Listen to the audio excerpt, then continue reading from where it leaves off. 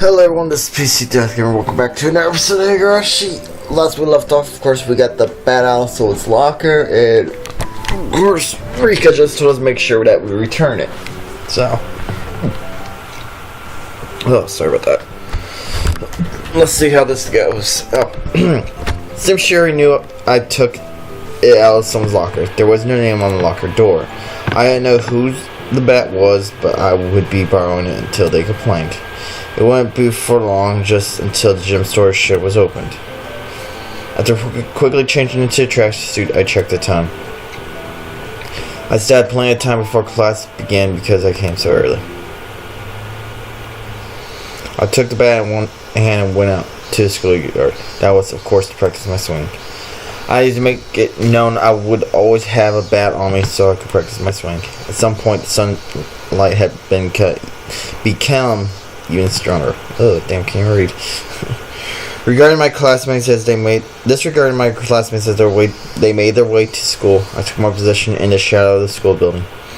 I wasn't that academic type, and I wasn't much of an athletic either. I might get muscle pain if I just suddenly started swinging. Should at least start with some warm-ups. I thought anyone would think I was doing something out of the ordinary, which was the exact opposite of my actual mental state. I gripped the bat and swung lightly. Bat was by no means light. The weight would make it a reliable weapon when I needed it to be. Of course, I could only pray that the moment I needed to use this as a weapon would never come. Just carrying around could deter attacks against me. At least that's what I hoped. Swoosh, swoosh, swoosh. Huh? Keiichi, what are you doing? Being bombarded with such a hysterical voice, I jumped. Oh, Keiichi. Are you on the baseball team? Baseball team? It was Rena and Mio. I was surprised to hear you went off ahead. What are you doing, Keiichi? Can't you tell by looking? I practiced my swing for the championship. You can say it's part of my diet if you want. Diet, Keiichi? Are you really that fat? But you didn't know I actually have a beer belly. It's plump and jiggles. Plump and jiggles? Rena, you don't have to imagine something weird like that. Distract Rena from imagining something that vulgar. I ruffled her hair messily. Well then, hope you make it to your regionals at least. The still man will cheer you on. Regionally speaking, it means that Oshira High is pretty strong. They say their softball kindergarten is amazing. Good luck. Seems they made me out as some kind of local protege. Oh well. Well, if I really didn't make it to the championship, it would be a cinch. After all, I'd be the pitcher and catcher. Pitch the ball, then run past that ball I just threw and change over to being the catcher in a burst of super incredible explosive speed. I left hurriedly at the illusion image. Come back to my senses, I smashed the bat against the ground. Damn it. What am I laughing at?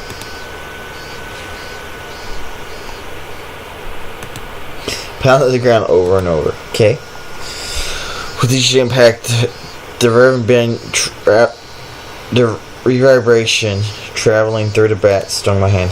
They make me smile like that.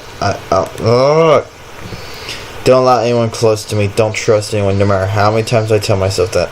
They made me smile like that.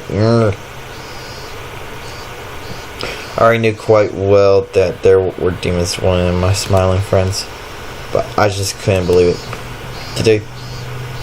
Did that kind of split personality really exist? How come Rena confessed to the doctor? Were they simply being possessed by Oshira? In other words, did a supernatural being like Oshira really exist? And was it possessing everyone to try to kill me? Yeah, that would be way, huh? If only everyone were actually my friends all along and everything was all just Oshira's fault. You damn fool, Keiichi, my bar. Come on now. I yelled out, drawing out All the power from the pit of my stomach and raised it back violently into the air. Stop being so soft! I screamed it with all my might. I beat the metal bat into the ground over and over. Third impact, my weakness was being beaten down. Whack. Smash. Forget. Smash. Forget. Don't be soft. Smash. Know your enemy. Smash. I let them kill me. My shoulders heaving up and down from my ragged breathing. I heard the first bell just as I calmed down. Yay.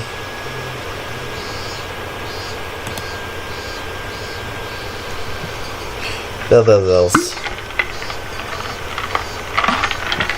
I gasped with a sudden realization. That was the final bell. As I felt all tension drift from me, I let out a deep breath. My mind was in a mode state for much of the entire day. I didn't feel like I was awake, but I didn't feel like I was asleep either. I couldn't say it felt especially comfortable, but I felt a kind of relief that the sincerity of the school part of my daily life has yet to be violated. How long would I have to keep on living like this? I could only grit my teeth and bear with it as this living hell slowly gnawed away at me. Keiichi, come on. It's club time. The sound of Rena's voice brought me back to my senses. Come on, Keiichi. Stop spacing out. Bring your desk. Everyone was moving their desk together as usual. That's right, it was happy fun club time, but I had no intention of taking part. I happily stuffed the contents of my desk into my bag as I prepared to go home. It was a weak-handed gesture to avoid having to actually say, I'm going to go home now. What's this, Keiichi? You plan on going home right away again? Mion sounded quite disappointed. I'm just not in the mood. Could you just let me be for a while? Two of the words that spilled out of my mouth matched Mion's disappointing glare. Felt like the air in the room had dried out. Uh-oh. We're screwed. Saga looked like she was about to say something, but perhaps dissuaded by the mood, she swallowed her words and stayed silent. Nobody said a thing. I took that to mean that I could leave if I wanted. But the collective gaze of the four of them, like the tiny pins used to mount an insect in a display, held me in place. Rena was the one who cut through the heavy mood. Keiichi, you just didn't like playing with the girls, I guess. She said in such a melodic tone that it sent a wave of pain racing through my heart. If this pain was going to kill me, I wanted to be the soft part of me that could still feel the pain. I tore at my chest violently, tearing out the pins that held me in place. That's not it at all. I'd only be hurting myself by saying anything more, so I swallowed my words. Cutting things off there, I turned away and exited the classroom. They didn't speak a word to me as I left.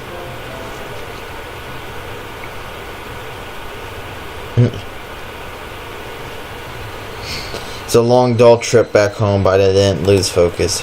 I firmly squeezed the grip of the bat, which was already slogging from sweat. Realizing that I wiped it down with my sleeve. If something were to happen, I wouldn't want it to be slippery. Since this morning, I've become especially sensitive to the presence of cars.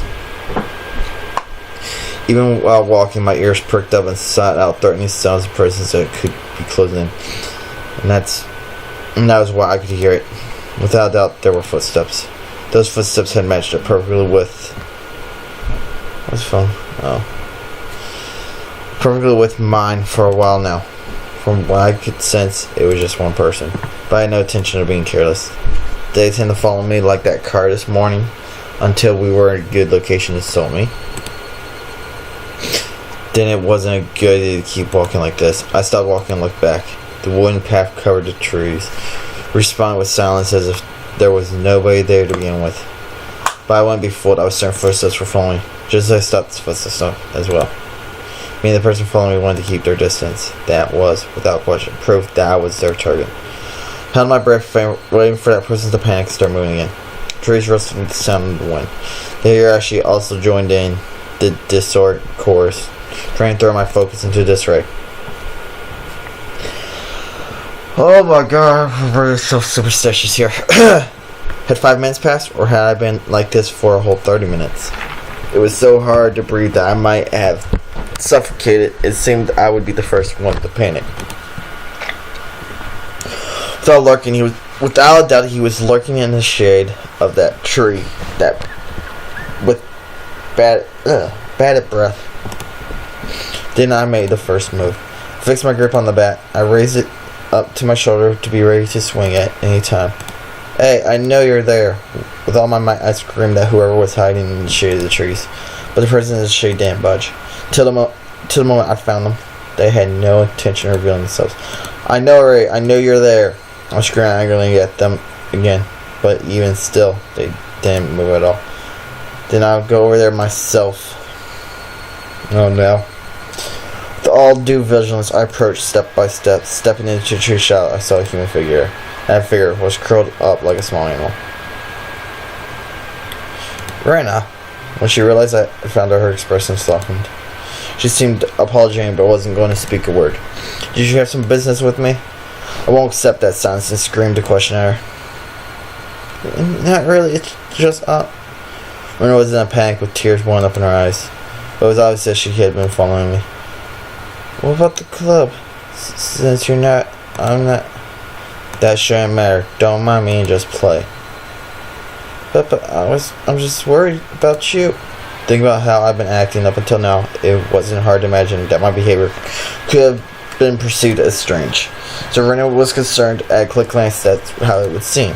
But I wasn't going to let my guard down that easily.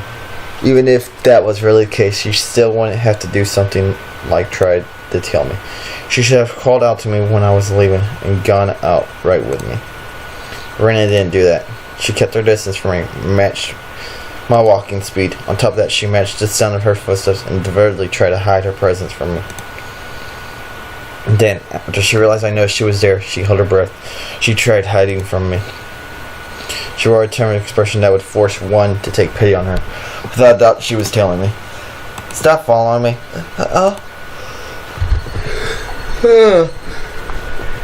Still glaring at Rena, I continued walking onwards.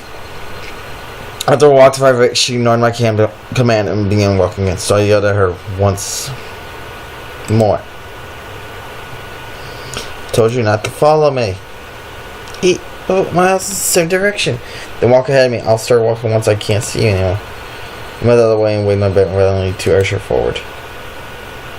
I'd like to go. I'd like to go home to get with you. Making a pitiful expression, she meekly squeaked out the words in a voice that she knew would cut into my heart. That agitated me to no end. I knew it was a lie. If you wanted to go home together, then you should have called out to me. Now you're just blurring out random lies. I'm sorry. I'm sorry. Seemed like that the slithering anger within me was raining all over my face. Even without me saying anything, Rena had understood what I was feeling inside. If you get it, then go. I swung the bat, urging her again to walk. Rena looked back and forth between me and the bat and started walking hesitantly, then stopped again. Go on, then hurry. I'm going. So please stop with the bat.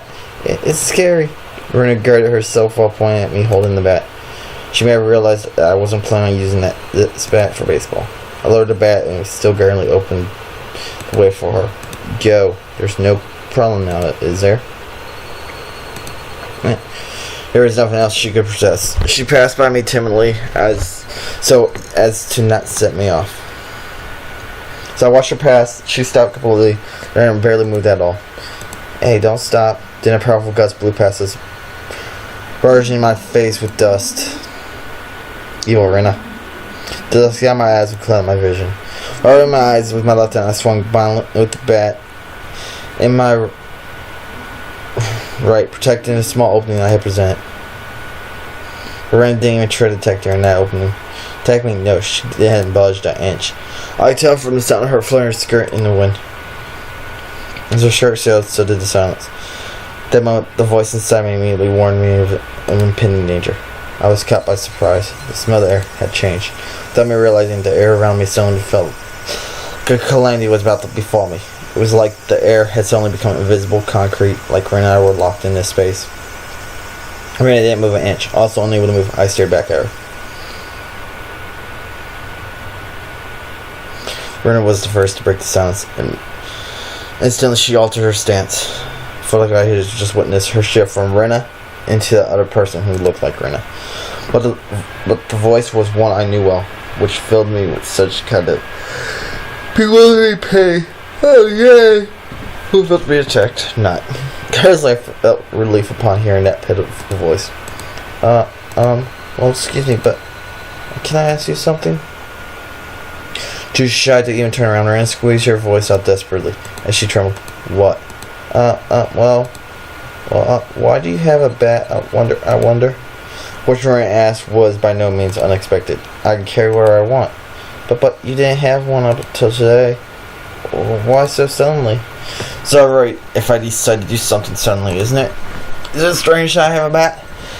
Because, Keiichi, you're not the kind of person to play baseball. It's weird. I couldn't tell what kind of answer she was looking for. We could tired of answering her. I just suddenly got the urge to play baseball.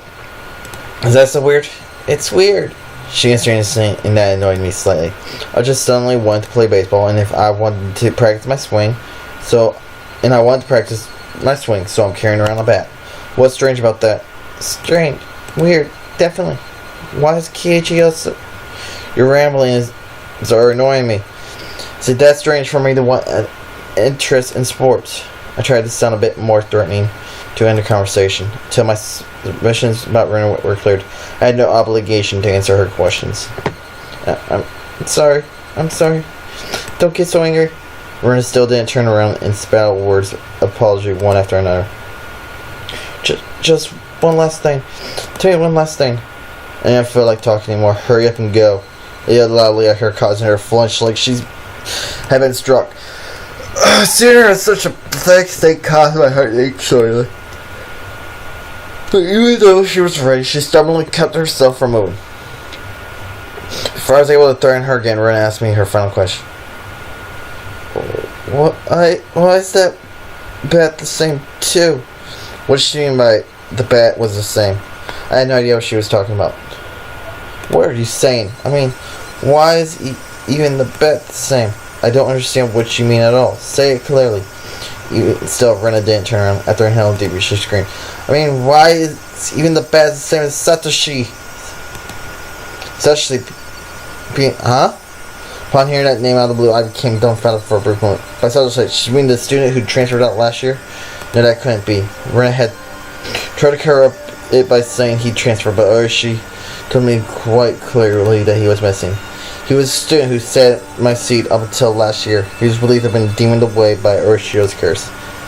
I didn't know the details about his disappearance. The aunt he lived with was killed at night while Nashi by a drug addict, and not long after that, he suddenly vanished. He is now missing. Satoshi and I were what? My gaze fell on the bat in my hands. Could it be Satoshi Hojo?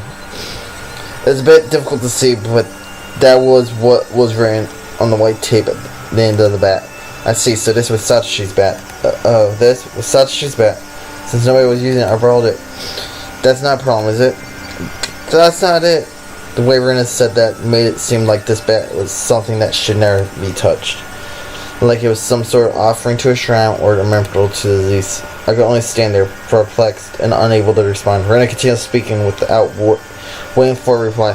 Why is it that you're doing the exact same thing Satoshi did when it happened to him?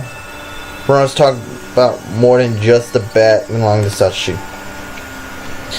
It was the same with Satoshi. He joined the baseball team, but he didn't really like baseball. What does that have to do with me? Satoshi also suddenly started walking around with a bat one day. He joined the team, but he wasn't the type to play sports. What about it? I closed my mouth before I could say that out loud. Listen careful, Keiichi. Rena's trying to tell us something important. Satoshi also one day came to school all by himself all of a sudden, just like Keiichi. Then one day he suddenly started practicing his swings, just like Keiichi. Then one day he suddenly began carrying the bat around with him, just like Keiichi. Then one day he suddenly what? Rena swallowed her words. Rena's sudden silence brought a hush back to the surrounding area. It was then that I could finally digest the content in our conversation. She was saying my chain of actions was exactly the same as Satoshi's. What was the meaning of this? Up until just now, I forgot all about Satoshi. I've never paid much to him. Not to him in the first place. Not only that, I didn't even know anything of what he's done. My actions today should have been my own creation after all the planning I had done. But they have been the exact same as Satoshi's. And Satoshi, no, more importantly. But if Satoshi acted the same, then there was a really good possibility that what happened after would be the same. Rena, that day, what happened to Satoshi? Rena knew. She knew what became of Satoshi. No. Forget what had happened to a guy in the past. Rena knew what was going to happen to me. Answer me, Rena. Satoshi, what happened to him? With that, I grabbed Rena's shoulders violently and forcefully turned her around to face me. Not Rena. As I faced her, I felt a jolt travel through my entire body. I told you, Keiichi-kun. It was that person that I didn't know. At least it definitely wasn't the Rena Ragu I've been talked up to now. The voice just now didn't have a trace of the trembling or emotion as it had before. The amount of regret I felt for turning her around was unsurpassed. Anyway, I'm going to end this episode here. When we come back, we'll actually figure out what Rena, or that new Rena, that's going to tell us what happened to Keiichi, or not Keiichi. Satoshi. But anyway, I do hope you all are enjoying. We're almost done with this. So, if you are enjoying it, please leave a like or a comment below. Anyway, this is PC Death here. As always, hope you enjoyed and keep playing on. See yous.